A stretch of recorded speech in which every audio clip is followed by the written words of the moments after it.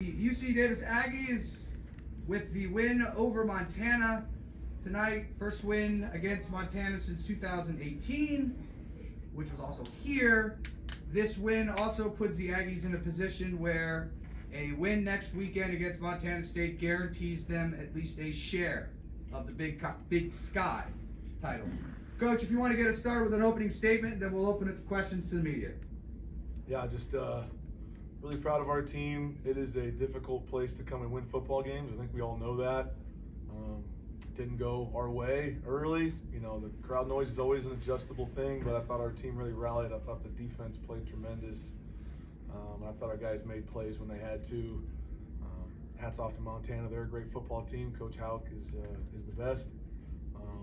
And I look up to him a lot and what he's done with his program, and hope we can build something similar at Davis. But I thought it was a great night for the Big Sky to get on ESPN and to see that atmosphere, and just proud of the team tonight, and look forward to get home safe, and hopefully we can figure out a way to keep it rolling.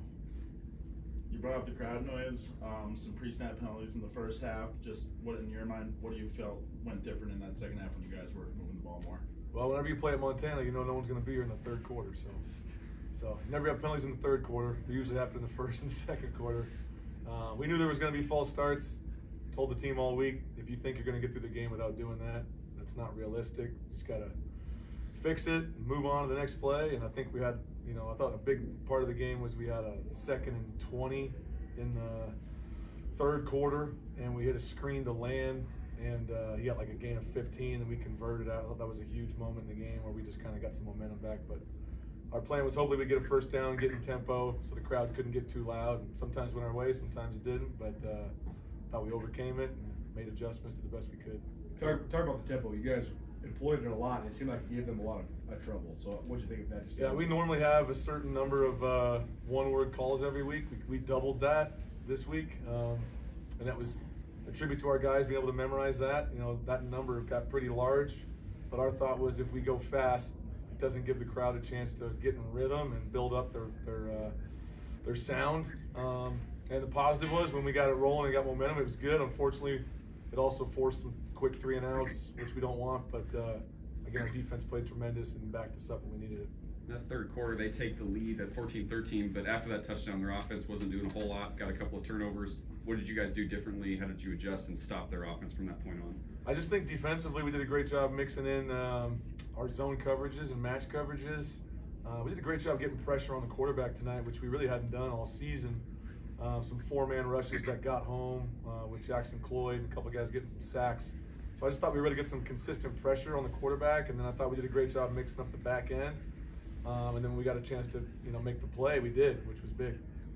You guys gave up 2 touchdowns and went down each time after those, but the offense came right back out and scored. What did you think of their ability to do that, and how often is that something they've shown you have the ability to do that throughout this year? Yeah, we're a resilient football team. By no means have we played our best football all year long, as I'm sure most of you have seen. But our guys compete.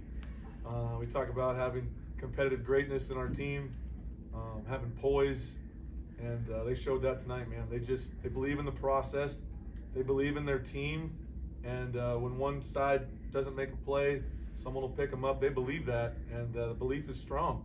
And when that happens in a football game, especially in a place like this, that can create positive things happen. You had that 3rd and 2 going to the north, where you went under center and then you ran the sort of pass back to Simpson. Just talk about that play call and how much momentum that gave you. Yeah, well, there's a good story on that call. So we had 2 versions of that. The one that we scored on to land at the goal line, and we had the throwback version.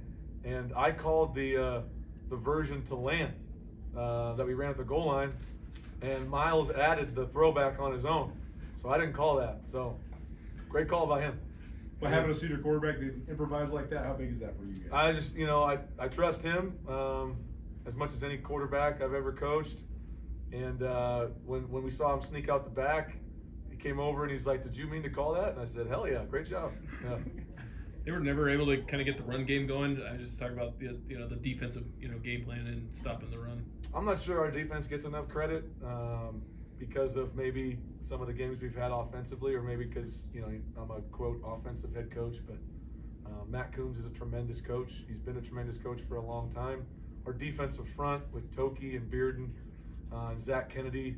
I think they've been solid all year. I think they're all conference type players, and they stood to the challenge. We knew one of the keys was we had to slow down number 10, try to keep him out of the end zone, and I thought I did a great job of that all night. How did you guys prepare throughout the week to play two different quarterbacks, and just what did you think of your defense's ability to execute against both of them? I think the difference with them is I don't think they really run the offense different when a different quarterback comes in. I think they're, and I don't want to speak for Coach Houck, but I just think they like both players and they want to give guys both an opportunity. So we didn't really change much defensively when a different quarterback came in. We felt like we could play the same structure against both guys. And I thought they, again, did a good job of that. There's a four. Your kicker hitting those two long kicks in the first half, yeah. Huge. Yeah, I thought Hunter really showed why he's should be considered an all-conference kicker. Made 3 really tough kicks in a tough environment.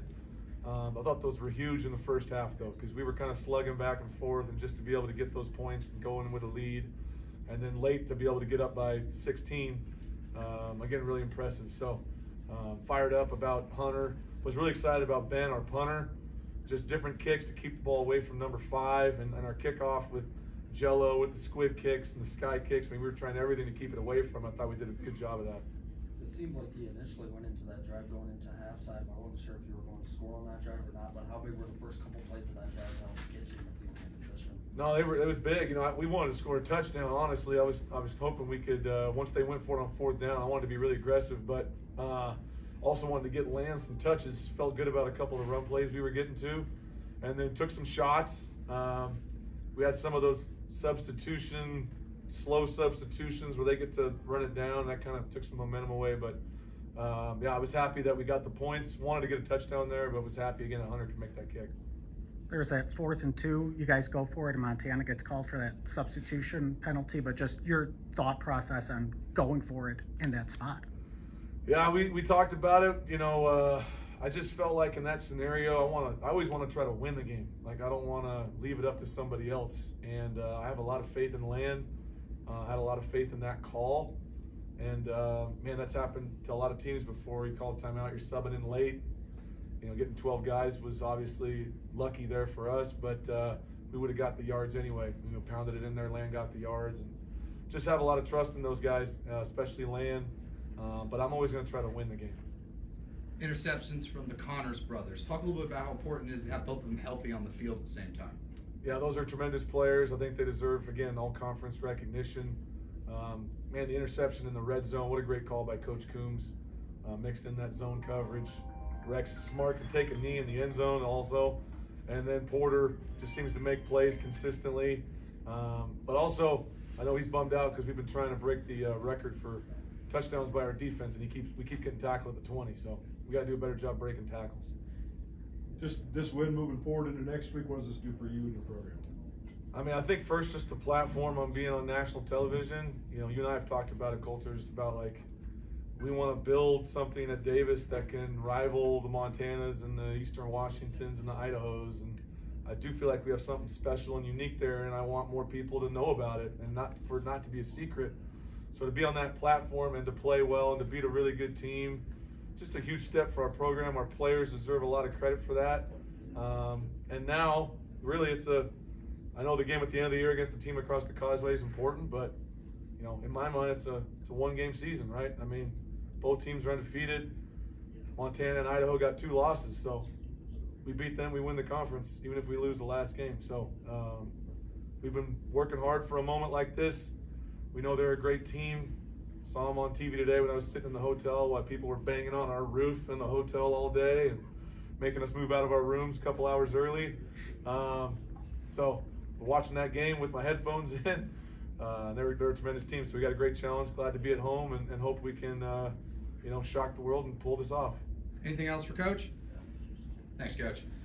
Thanks, everybody.